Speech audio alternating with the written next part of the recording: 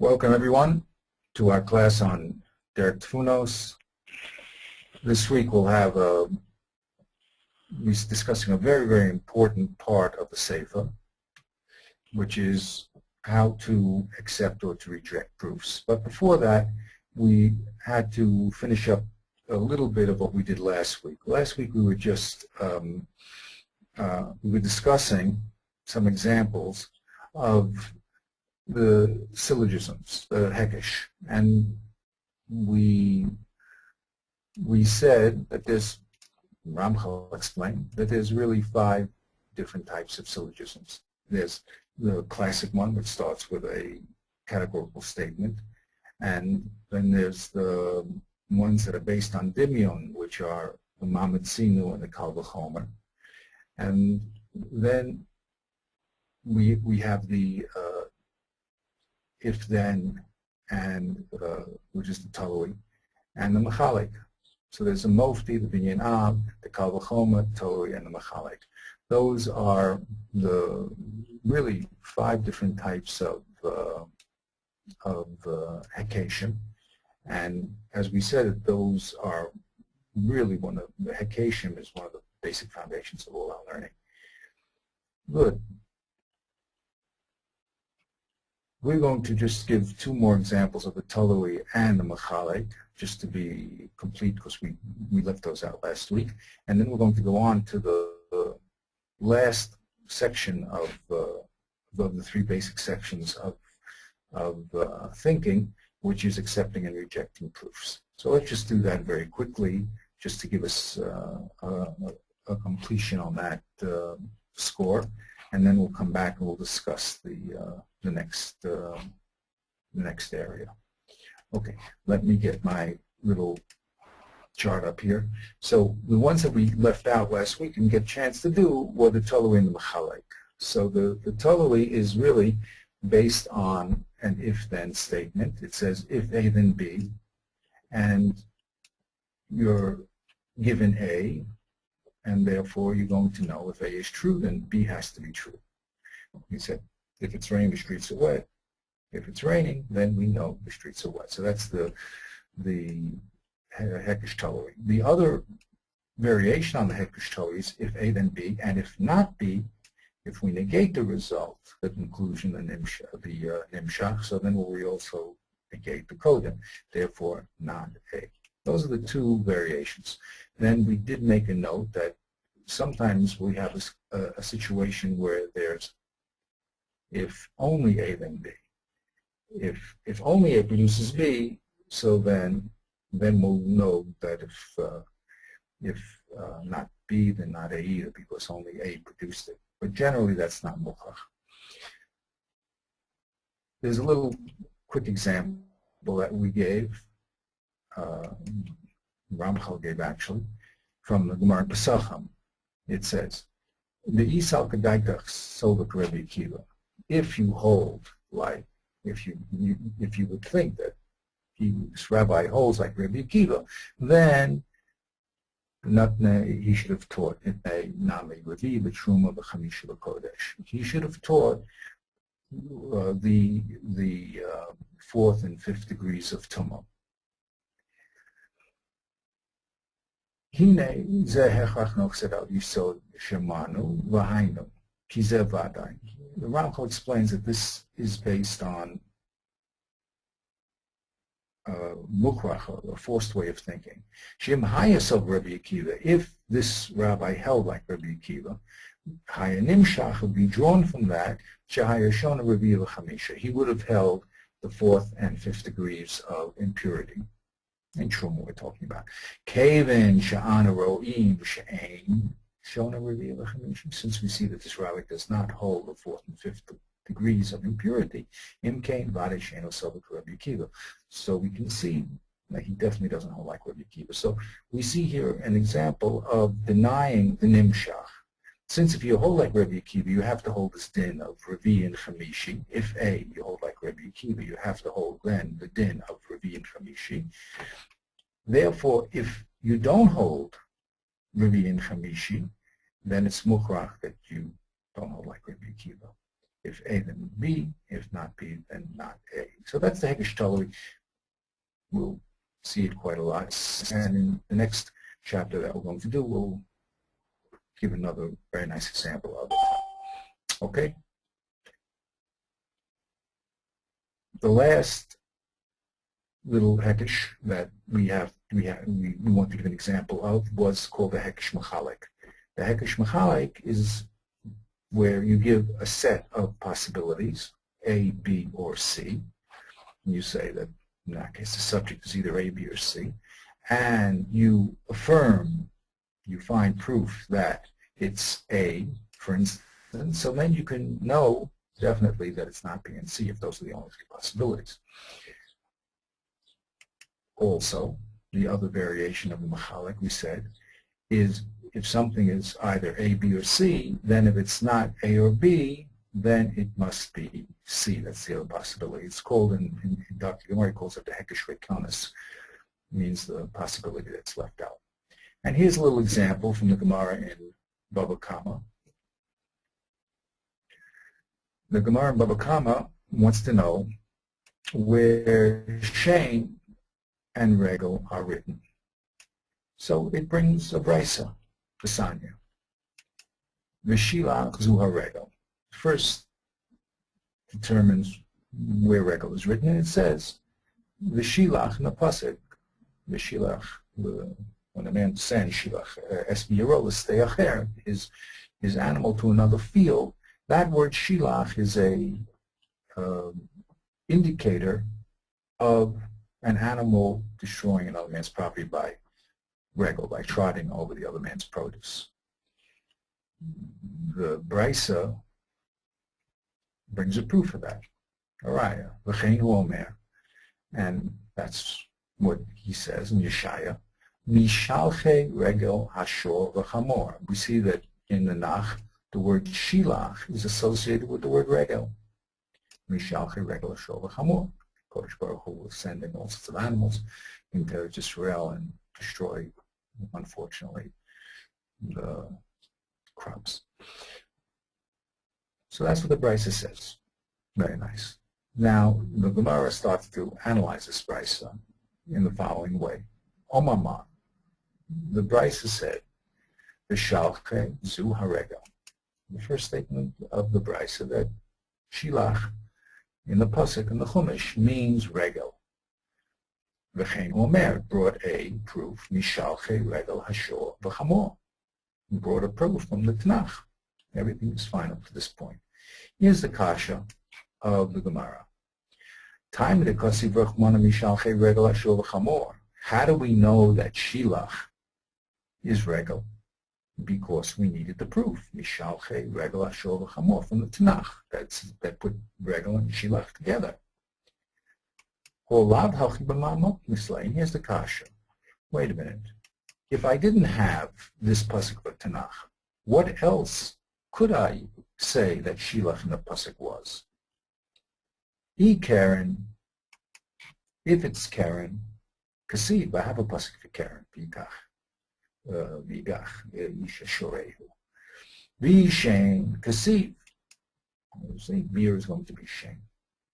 So through the Hekesh Rekonis, the process of elimination, it can't be any other possibility. So why do I need a raya from the Tanakh when I can learn it from logic? That's the kasha of the Gemara. Now we're going to analyze it and spell it out in the terms of a Hekesh Machalik. So we say like this. Shilach, this last kasha, who, O Karen, O Shein, O Regel. The word shilach in the pasuk can only mean Karen, Shein, or Regel. Those are the three ways that an animal does damage. That means shilach, S, or subject, is either A, B, or C, Karen, Shein, or Regel. Shilach is not Karen. Why? Because we have a pasuk that's clearly stated that Karen is obligated. So I don't have shilach. I don't need shilach to say it. So it's definitely not A. It's not Karen. Shilach is also not Shein. Why? Because I have another pasuk to obligate me when my animal does damage through Shein. So therefore, through the since we eliminated all the other possibilities, Shilach has to be Regel. If Shilach has to be Regel, so then we can understand why we need a raya for it. Svar Elam Likro. If we already have a raya through logic, why do we need a pasuk? So there's an example of A, B, or C, Karen Sheng or Regel. We prove that it can't be A or B, so it must be C. Okay? So that's a classic example of what we call a disjunctive syllogism or Hekesh Machalek. Now, we're going to be using these Hekeshim in the next chapter. So let's look at that overview of the next chapter. We said, the Ramchal stated, and we've repeated it many times, that the Shakla Tara of the Gemara is based on understandings that we have already built into our mind, al pi teva. They're natural understandings of the mind. Lo b'shamayim, the Torah is not in Shemayim, el b'ficha, the levcha. It's something that you can understand. How could you understand the Torah? Because the Kodesh Baruch Hu used certain natural processes to transmit his information. And the greatness of the Ramchal is he defined the three basic methods of communication when it comes to verbal communication or written communication. That's the statement, the memra. Then we take statements, we add them together and make the occasion, which we just finished. And finally, the third process that the mind does is called to accept or reject ideas. Kabbalat Deos v'Achisham. That's the third thing we do. We understand statements, we build syllogisms, and then finally we take those ideas and syllogisms, and then we have to know, are they true or not true? I'm going to highlight one part of this next chapter because it's really the heart of the chapter. The Ramchal is going to explain now, when we bring proofs to a statement, or we bring proof to a statement is either true or false, there are three sources of proof. One is called a proof from Teva, a natural proof. That means we see something is true, we feel something, a sensory perception. The second one is going to be Mitzad Haskama, that people agree about certain ideas or concepts are true. And the third one is going to be proofs that we generate through these syllogisms that we spoke about. Now, those three basic methods of bringing proof will be used to prove things true and to prove things false. Teva, Haskama, and Hekesh. And we're going to be involved in those basic concepts and a few of the divisions of those concepts in today's little class. As I once mentioned, someone said to me, prove there's a God. So I said to them facetiously, I said, wait a minute. Before I can prove there's a God, we have to discuss what is considered proof. I may give you a proof that's not really a proof, and you may accept it. Or I may give you a good proof, and you may reject it because you don't recognize it as a good proof. So we have to first discuss what's called proof. And this is something that people are not aware of. They accept things because they're told things or they believe things, but they really never get to the source of why they believe what they believe, or why they accept what they accept, or why they reject what they reject. And again, the Ramchal, in his great wisdom, is going to define three basic sources and is going to describe how really all the information that we get is really weighed on the basis of those three sources. So let's get to the Sefer itself.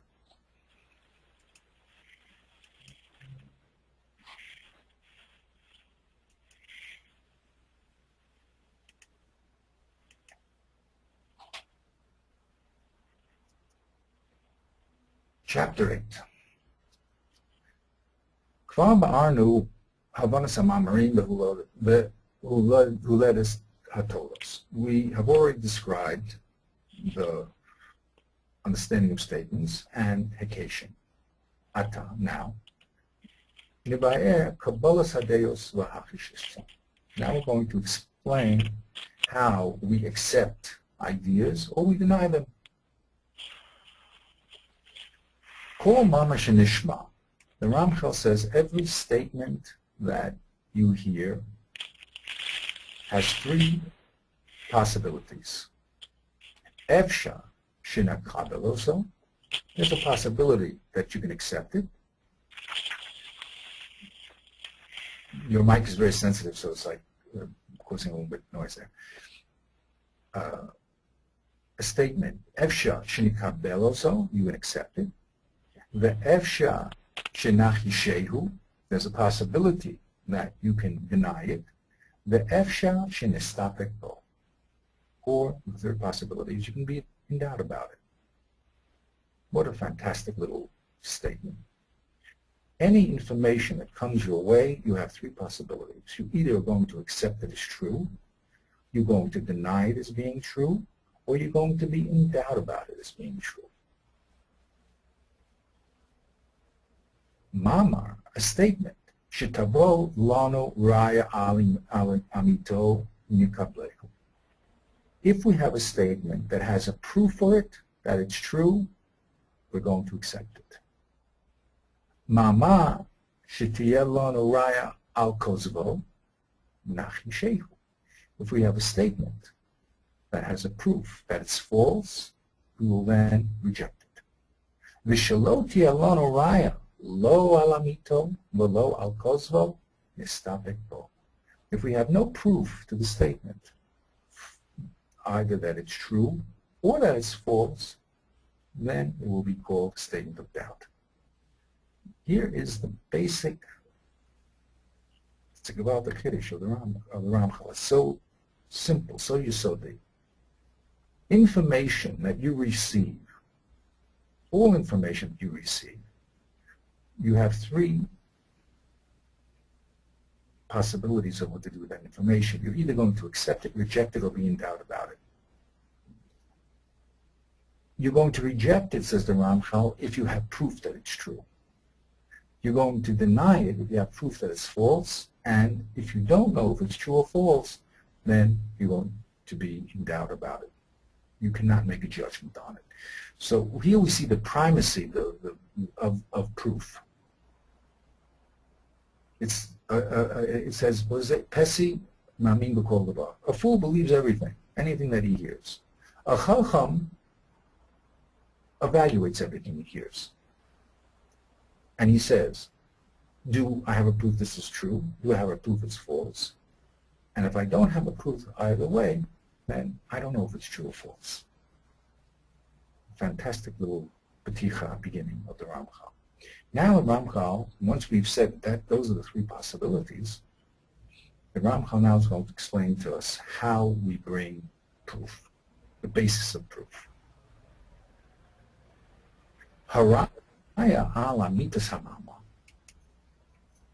Proof that a statement is true is divided into three categories. Raya mitzad hateva, what we call a natural proof. Raya mitzad haskama, a proof through agreement, haskama. Raya mitzad hahekesh, or a proof through a syllogism. In the Ramchal's way, he also gives you the general category, defines it, and then explains it. Raya mitzad hatevahi. What does it mean, a proof that's from nature, a natural proof? Sheyeh hamamar min hadaborim hamumatim etzel hakol b'teva. It's going to be a statement that is a type of statement that its truth is based on teva, on nature, on the reality, and we'll see, of sense or intellectual, basic intellectual perception. He'll spell it out. Either based on teva, on natural proof, oh, no sad alecha min devar melu, or It either comes from or based on one of the natural principles in the mind. Perisho. What does that mean? Hine. Shnei mine inyanim yesh lehem yesh shehem umatim metzar atzma. Ve'einam tzrichim la'aya acheres. There's two types of statements that are true in and of themselves and do not need any other proof. What are they? Vehem hamuskalot harishonim v'hamuchashim. They're called primary intellectual understandings, hamuskalot harishonim, v'hamuchashim. Muchash means the physical senses. And the Ramchal will spell them out.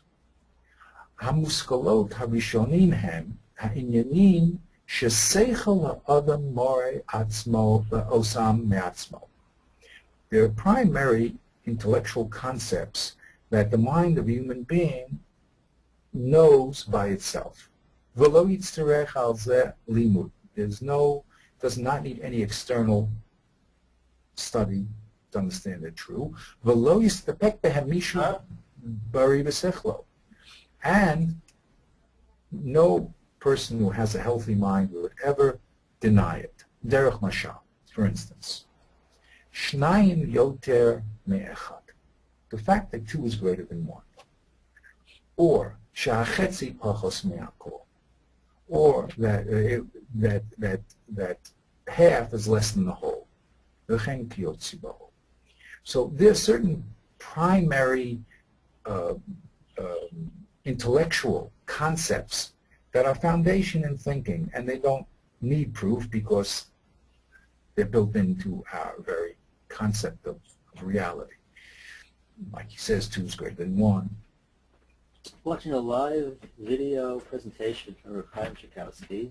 He's going through Sefer Derech Tevunos, and he's got his lecture. He's got it all. English? He's speaking in English. He's texting Hebrew. Okay. Welcome everyone who's joining us now. Okay. Written up and indented in colors. And who is he? He's one of the Diaspora Yeshiva. If we can, you want to send your? Yeah, if we can just not. I'm going to try to mute him out. Yeah. Try to mute. Okay. If you want to participate, which is very exciting, just raise your hand, and if you keep an indication of the hand raisers, so then I'll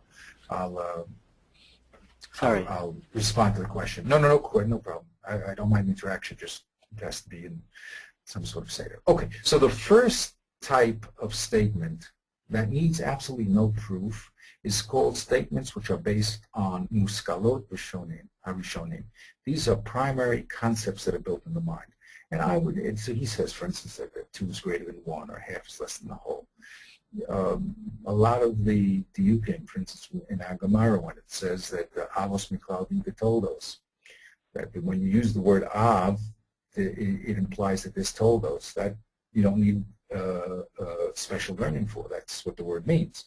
So these are basic primary concepts that are built into the mind, intellectual concepts. The second one are also some central realities, and they're called muchashim. Anything that the senses prove. Kagon, she'even kasher, v'hamayim lachim. For instance, a stone is hard, or water is soft.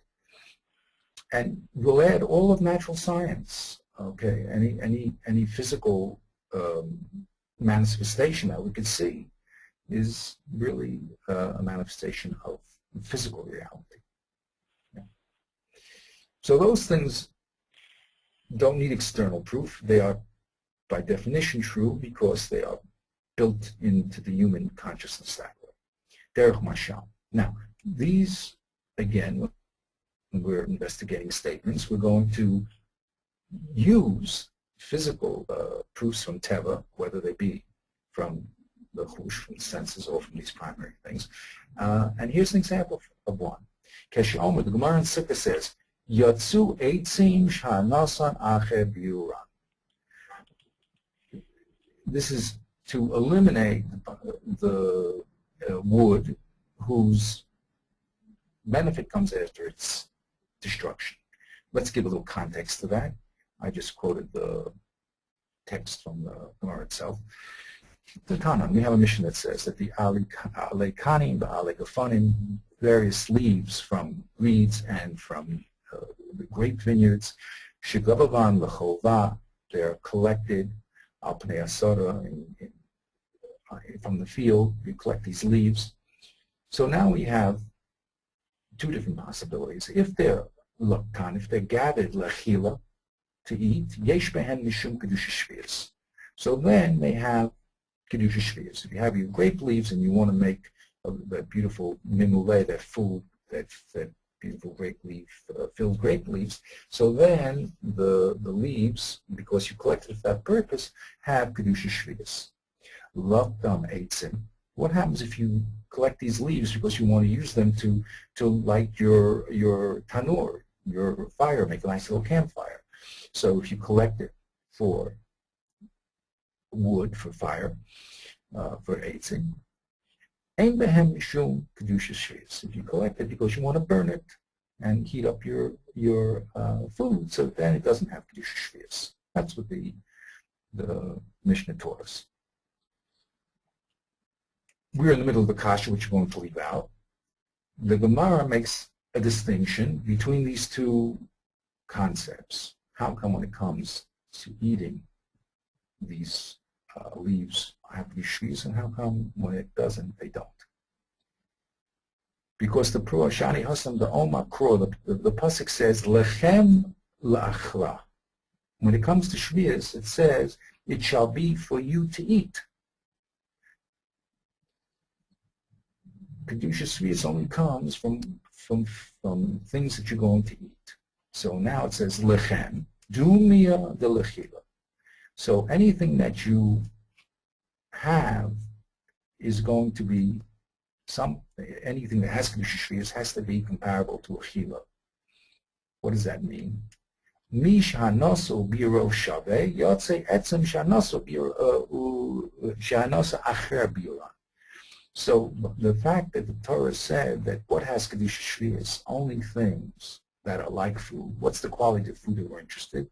That the food, as you eat, as you chew the food, immediately you get the pleasure. When it comes to these things that we're going to burn, after the item is destroyed, it releases its heat. As a result of its destruction, it releases its heat. So that's eliminated from the pasuk. So what the Ramchal wants here is just to say that this concept that the heat is released after the destruction of the product, the fire destroys the leaves here or the wood, and then the heat is produced. That's something that our senses perceive. So the first type of proof, which does not need any other proof, is things that we physically perceive. Like over here, we don't have to bring a raya that the heat comes as a result of the destruction of the wood. That's something that we all see and perceive, so we don't need a proof for that.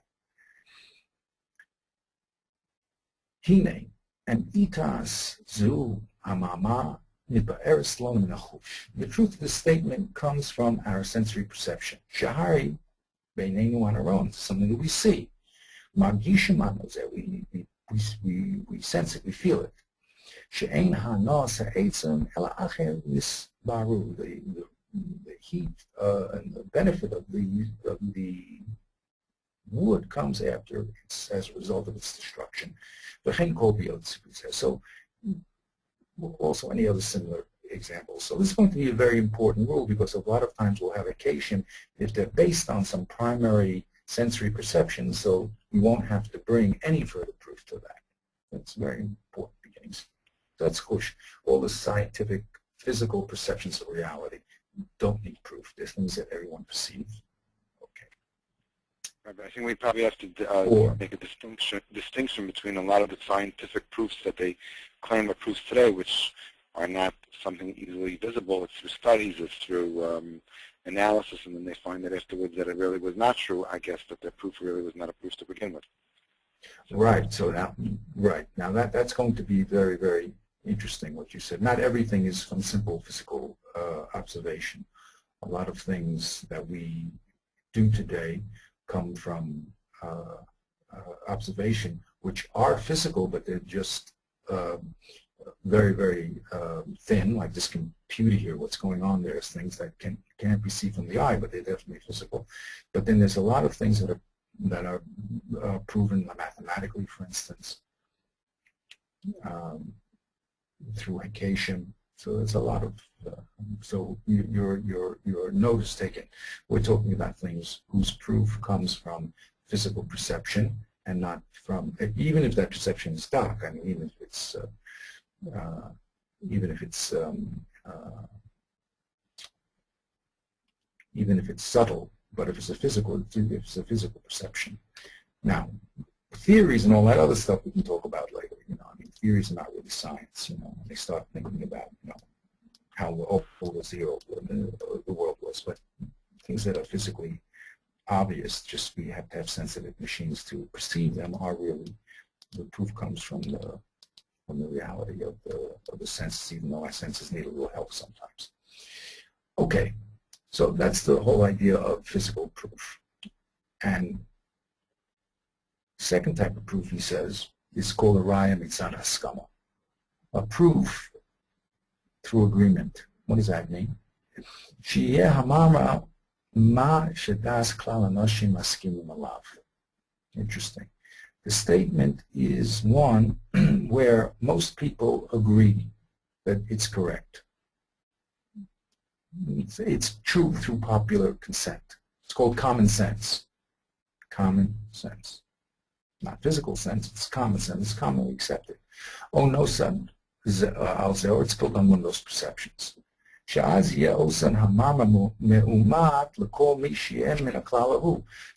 that particular statement will be held true to whoever is the group we're talking about, whoever the common, quote-unquote, sense is, that whoever that group is, so they'll agree with it. And it has two different parts. We'll let the Ramchal spell it out, and then we'll be more clear about it. The first one is called Hamurfosamot. People agree that it's an accepted proof. And the second one is called Mekubalot. They agree because they have some sort of tradition. It's a traditional proof. Mekubalot and Mekubalot. Let him spell it out. The Mekubalot is what? Hem shedas rov anashim askim alehem mitzad yosem enushim. It's concepts that people agree about because they consider them humane. Derech mashal. Shagaiva, maguna, v'sha'anava mishubachas. That pride is something that's despicable, and humility is something that's praiseworthy. So these concepts are true because people feel that they're true. So a lot of things nowadays, are up to are up for grabs. You have all these animal rights people running around. They don't feel that it's right to destroy an animal. They don't feel it's right. Okay. So a lot of people say, I feel it's great, nothing wrong with it. So this is a box which is very, very volatile because it's true to those people who think so. There's a lot of people in the world running around thinking the God is the best thing in the world. Okay, so these are more flexible. It's what people consider to be humane. What are Mekubalot? Very important one. These are Ma Shenimsa Mesoris Me'alos V'Hamalamdim. Niklal B'Zelonu Kol Kitvei HaKodesh V'Kol Halachos L'Moshe Sinai V'Kol Shloshes Shrei Hamidos Sh'Torah Nidreshes Lehem Im Kol Mishpateihem. This is a set of information that's also limited to certain groups, but it's information that is handed down, tradition. Now, for us, that means all the Tanakh, all the Halachas Moshe Sinai, and the 13th way that the Torah is explain. These are not true because of Teva. They're not Muskalos Rishonos, like a lot of this book is talking about. Like if I say all A is B and C is an A, then C has to be a B also. That's Teva. That's how the mind is set up. But for instance, the Gezerah Shava, the fact that the word Kicha exists in a pasuk that's talking about Avram Avinu buying a field, and that same word is used when it says a man gets married, the fact that those two concepts are related, it's a Gezerah Shava that we get from HaKadosh Baruch Hu through Moshe Rabbeinu. It's not intellectually forced. It's not a Muskal Rishon. Obviously, if it was a Muskal Rishon, if it was a basic primary understanding in the mind, so then the word et is written all over the Torah. So everything would be equal to everything. So we know that Gezerah Shavas and the other Shosui Midos are things which are special keys that are handed down to us, and they don't come from Teva. We have a Masara that these things are the way that we open up the text. I would say also, what about the American Constitution? The fact that there's 48 states, the fact that you have a president, you have a senators, you have different ways of electing the president. These are all things that are handed down from one generation to the next, and people have decided to accept them and to agree that they'll be a basis of governmental organization. Okay, but they have nothing to do with Teva, but they are Masara, and they happen to be only applicable to the group of people who are involved in it.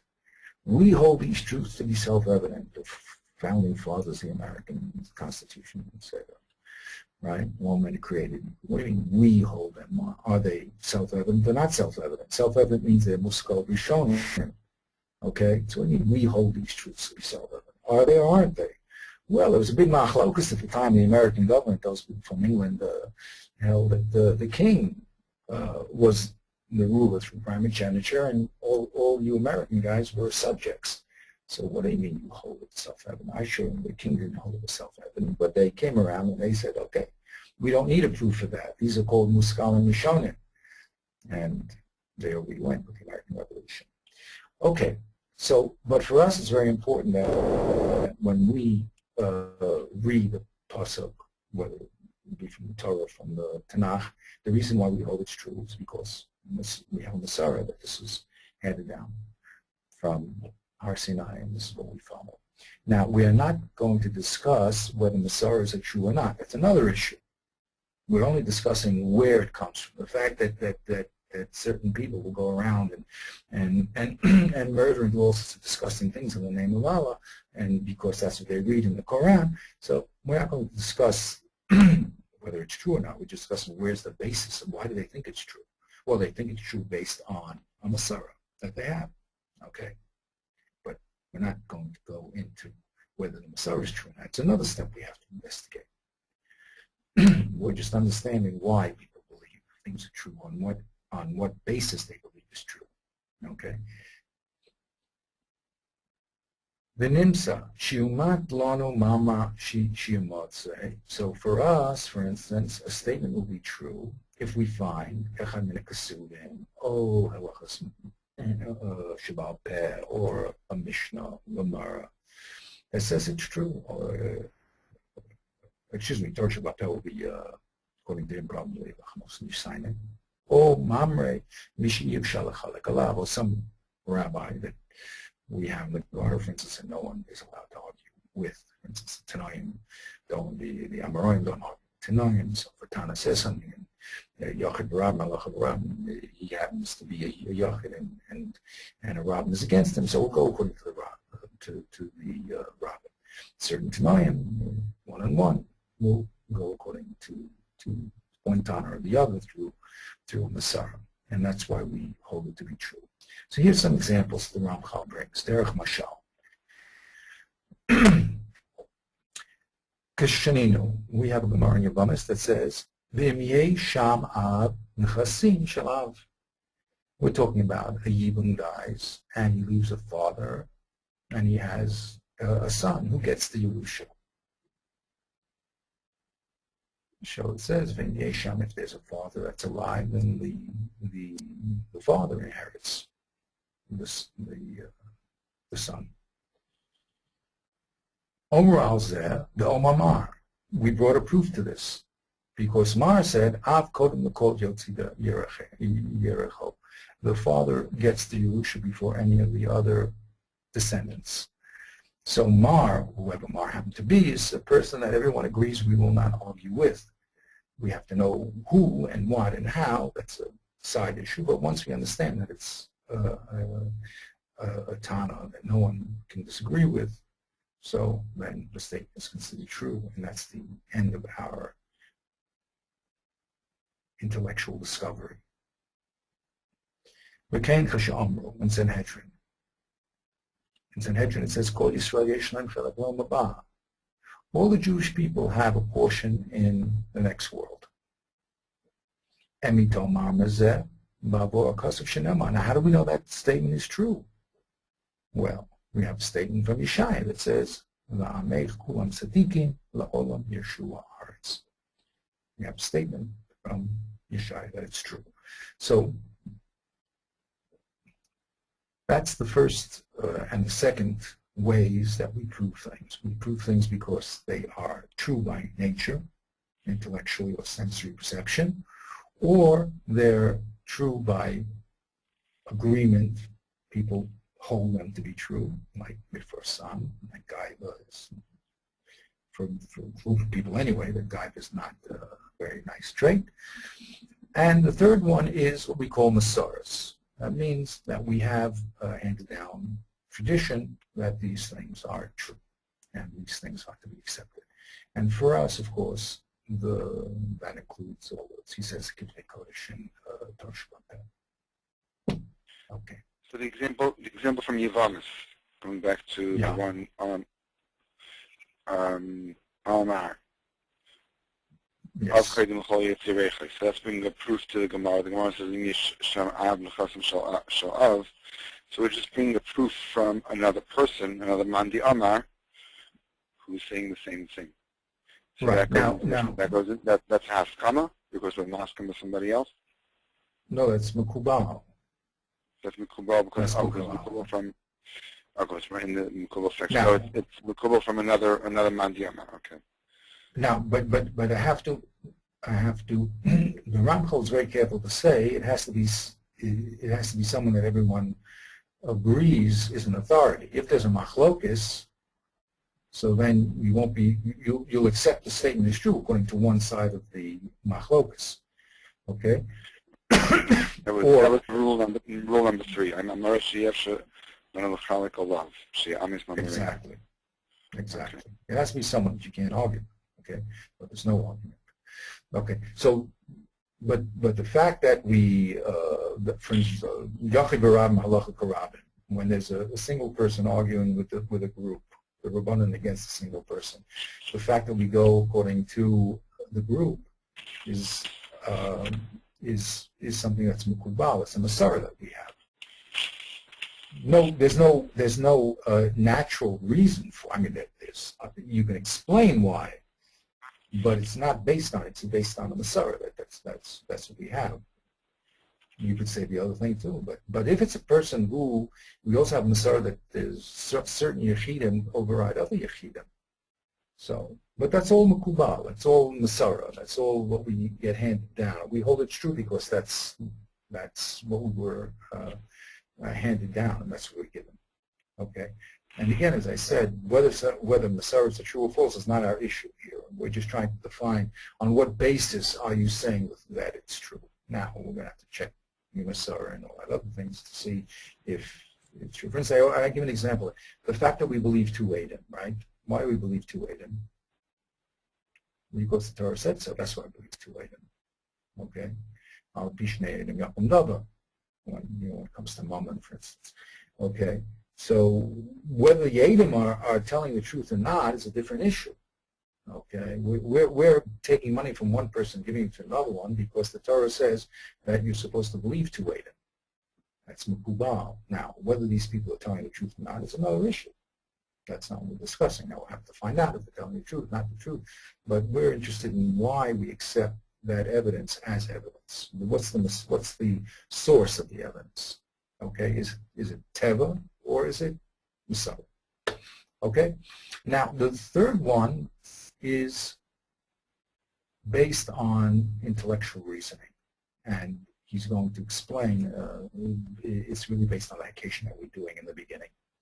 So let's try to open up the topic here. Raya mitzad hekesh.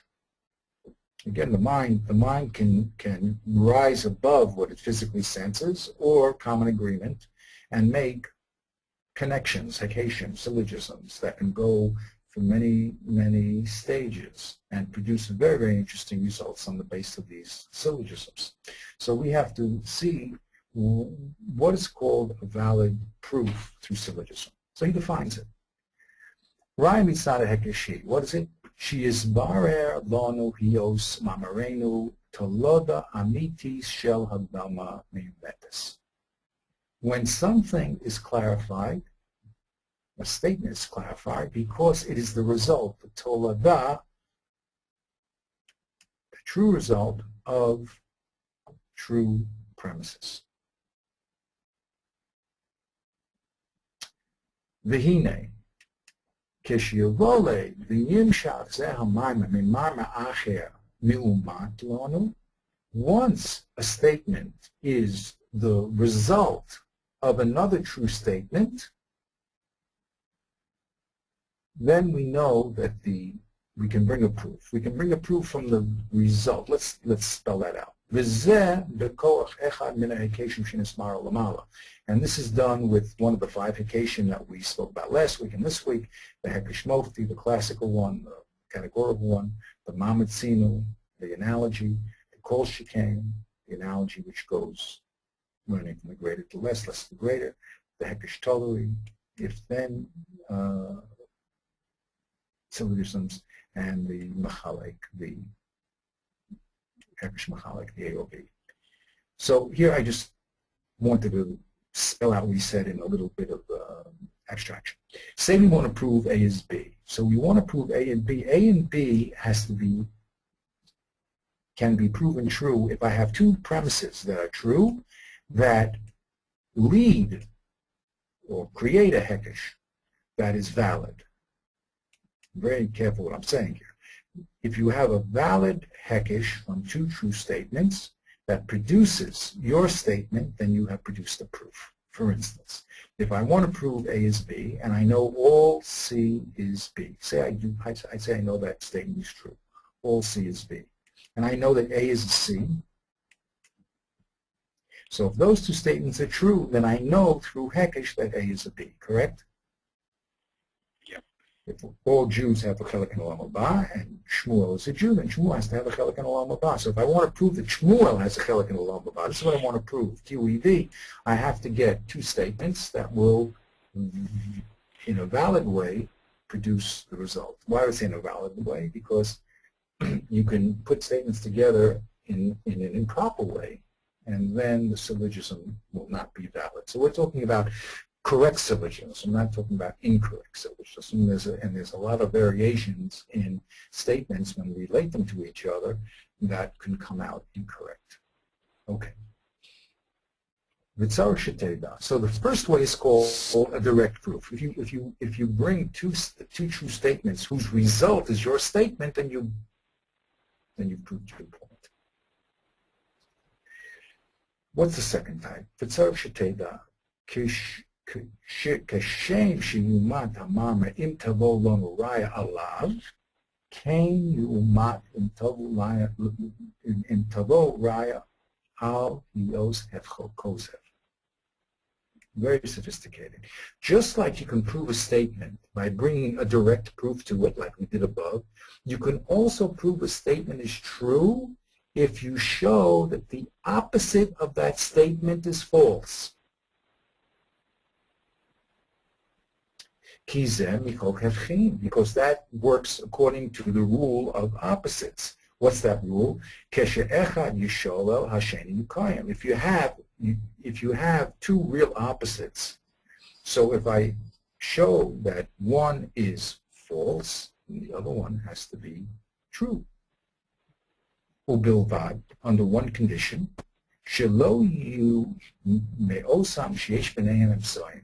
But they have to be true opposites without a middle point. We're going to spell this out because it's subtle. Ki az shnayim hem yisholu yikuim hashlish. If you have an opposite that has a mean point in it, so if you're going to prove one of the end points true, you're going to have to deny the extreme and the mean. Let's spell that out to you in my little mathematic chart here. Okay? Our aim, yeah, it's really, again, all these things, once you hopped it, it's really very simple, but it's just, you never really thought about things this way. Well, maybe you did, but most people don't think about things this way. But once you, so you can't be lost in the words. So here we go. We want to prove that A is B, okay? But we're not going to prove, I'm going to give an example later, okay? So let's prove A is B, okay? So one way to prove A is B is by proving its opposite. What's the opposite of A is B? A is not B, right? So if I prove A is not B false, okay, not B is the opposite of B, right? So if I prove not B is false, so it must be B. Let's see, we'll work that out. And let's say I want to prove again A is B. So I say if A is not B is true, I'm going to use a hekesh tolui, a hypothetical syllogism. If A is not B, which is the opposite of what I want to prove, if it were true, then C is D must be true. C is D is false. Therefore, A is not B is false. And since A is not B is false, its opposite, A is B is true. Wow, that's a mouthful. Let's go over it again. Yeah, let's go over it again. I took the opposite of my statement. My statement is A is B. And I took its opposite, A is not B. And I then created a hypothetical syllogism. And I said, look, wait a minute. If the opposite of A and B, which is A is not B, is true, then it follows that C is D must be true. Now, if I could prove that C and D is false, so then it has to be that A is not B is also false. Because we said, remember, in the hypothetical syllogism, if A is B, not B means not A. If it's raining, the streets are wet. If the streets are not wet, it's not raining. The denial of the hemshech is the denial of the kodem, okay? So I take the opposite. I say if A is not B, then it has to follow that C is D. And I prove that to you. Once I prove to you that C is not D, that's false. So then it can't be that the kodem, A is not B, has to also be false, cannot be true. And its opposite is A is B, has to be true. If A is not B is false, then A is B is true. Now we're going to give a concrete example of this also. Okay, so I don't expect you to hop in 1 minute. I'm going to give a concrete example. The reason why I abstracted it this way, because the Ramchal in 1 second is going to give a concrete example. So don't worry if you didn't get it the first time. We're going to go over it again. Here's an example in language. Forget about the A's and B's, right? Let's say I want to prove right now it's nighttime, okay? And I want to use this method. So I can either prove it's night. I can open up the window and say it's dark out, it's night. Okay, that's a direct proof, okay? But say I want to use this concept of proving the opposite false. So I say like this. What's the opposite of it is night? It is day.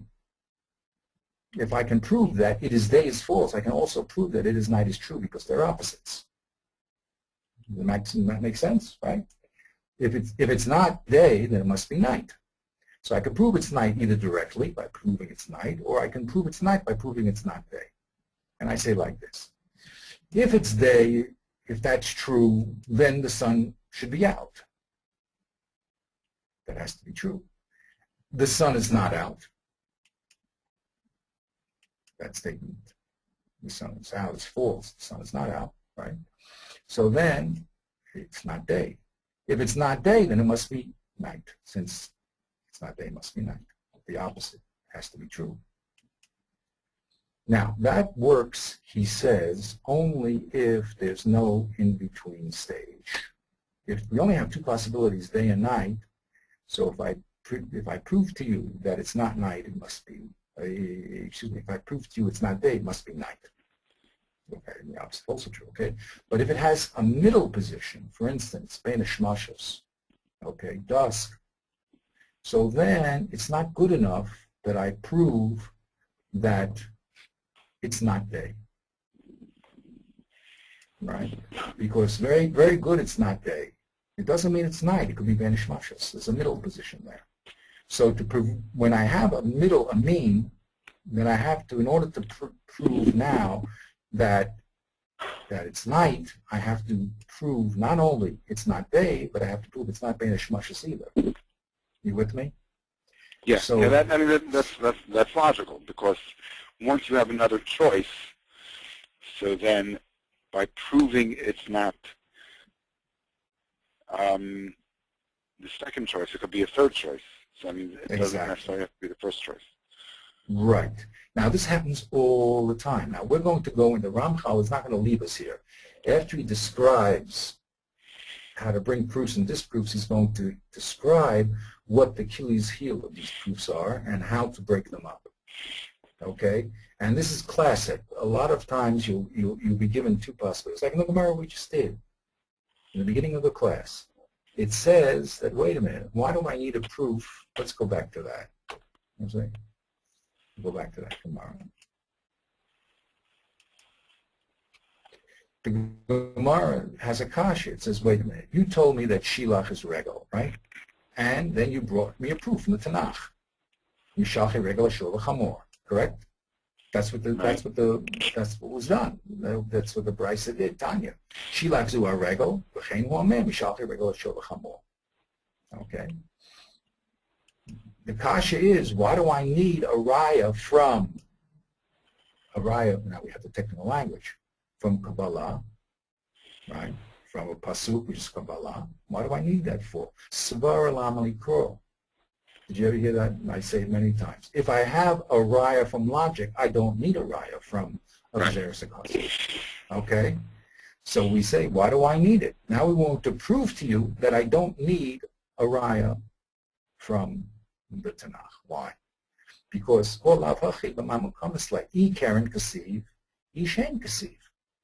have a pasuk already for Shane and Karen. So the word Shilach, by the Hekesh Machalek, through the process of elimination, since there's only A, B, and C, it's Karen, Shane, and Regel, and I know there's a pasuk for Karen, and I know there's a pasuk for Shane, the only possibility is that the word Shilach means Regel. Right? But that's a kasha, because the Brisa brought a proof from a pasuk and not from logic. And that's the kasha of the Gemara. Now, what does the Gemara do? It says, I'm sorry. This premise that you have, that it's either A, B, or C, is incorrect. Actually, there's another possibility. D, that we need two pasukim for the word shilach. One for machlekan and one for lo machlekan. One when the animal totally destroys the crops that he eats, and one where he destroys it in a way that it can grow back, but not exactly as it was in the beginning. So he does a partial destruction. So we needed that extra shilach, and since we needed the extra shilach for that, so yeah, I eliminated your kasha. What do I want to demonstrate here? The Achilles here is whether these are exhaustive possibilities or not. If there are only three possibilities, and there were only two, and two were eliminated, and the third one, of course, is obvious. So, but we argue with that premise, and we say, no, there's another possibility. Okay, these are the three methods that are used, and again, it's quite amazing that the Ramchal has been able to do this work, but he's very clearly demonstrated these basic sources of proofs, things that we have to go over. He did the first half. He said if you want to bring a proof that something is true, you have to bring it because of a sense perception or because a group of people believe it's true, either through holding that that's called humanity, and therefore we don't need any proof. We hold these truths to be self-evident, or because they have a Messiah that it's true. Okay, that's the first type. The third type is if you want to bring a proof based on Hekesh, so we have the direct proof that your statement is the result of two true statements, or that the opposite of your statement is false. If the opposite of your statement is false and they're true opposites, then your statement has to be true. That's called an indirect proof. So that's what we discussed to this point. Again, like everything in the Sefer, the ideas are quite clear, but since it's a different perception and an organization, it's something that has to be gone over and thought about. Once you think about it and really make it part of your vocabulary, so then you're able to use it as a tool. The Seder. Next week, Be'ezrat Hashem. Let's do the Raya. Let's do the Raya. I wanted to finish this question. I'm sorry, I didn't finish. I'm going to go a little over time, but I want to finish the section. He brings a proof. Okay, the arelecha atamashol echad al haraya shemitzad hamofes. I'll bring you one of the many examples of a raya from a classical solution. Omru, it says, "Menayin lekohen shenase isha v'kon avodim sheochelu b'truma." How do I know that a Kohen who marries a wife or a Kohen that acquires an Eved, that the wife and the Eved can eat truma? That's the Gemara's question. It brings a raya. Shenemar, v'kohen ki yikne nefesh kinyin kaspo hu yochel bo. The pasuk says in Vayikra, when a Kohen acquires a nefesh, a soul, with money, that person who acquires can eat. Now watch the Ramchal beautifully analyze these two very quickly stated statements. What we want to prove is that the wife of a Kohen can eat truma.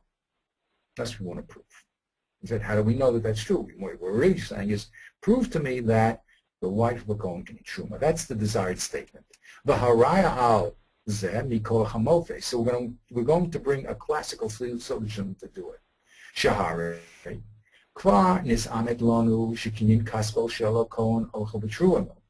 It's proven to us that possessions of the Kohen eat truma. Where is it proven? In the Chumash, Mitzad Kabbalah. He says this is because we have a pasuk. Shekach Mafarish. It says the Kohen yipne nefesh kinyin kaspo hu yochel bo. Any Kohen who acquires a nefesh, a person, that acquisition can eat truma. The yadanu kamochen sheishto shel Kohen he kinyin kaspo. And we also know that a woman is called, it's considered a acquisition through money of a Kohen. Why? Lafisha isha nichnas v'keset. Im kein mucha shetochel b'truma. So therefore, she has to eat truma. Watch how I demonstrated that in my little chart here. The first thing we wanted to identify, what's the mama hamavukash? What statement do we want to prove? The statement we want to prove is that the Kohen shenasa isha v'kon avodim sheochlu b'truma. We want to prove that a Kohen that marries a wife or acquires avodim, slaves, that wife and the slaves can eat truma. That's what I call the mama hamavukash. That's what we want to prove. What is the raya? Here's the raya, mitzad, the mofet. Let's spell it out. We start with a classical syllogism. Kol kinyin kaspel shel Kohen ochel b'truma. All kinyin kaspels, everything that a Kohen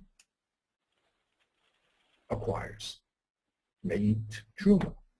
Ish del shel Kohen he kinyin kaspo. the wife of a Kohen is called Kiyan Kaspo, then Ishto Shel Kohen, that's the result through the Hekesh Mofti, Tochel B'Truma. So we proved our Maimer Mahamavukash through a Hekesh. Notice this side of the board that I wrote here. Very important. The Ramchal just said it very quickly, but you have to watch his words. He told us that if I have two premises which are true, then I can prove my statement true, correct? Now, how do I know that the two statements are true? I have to demonstrate on what basis do we hold that these truths are self-evident or not self-evident, okay? So here, he very carefully brought the premises, and he also brought the rayas. The fact that a Kinyan Kaspo, the Kohen, is also the Truma is true because the Torah says it's a Mukubal. It's a truth from Kabbalah, right? It's not Teva. I mean, just the Torah said it's true, so that's why it's true.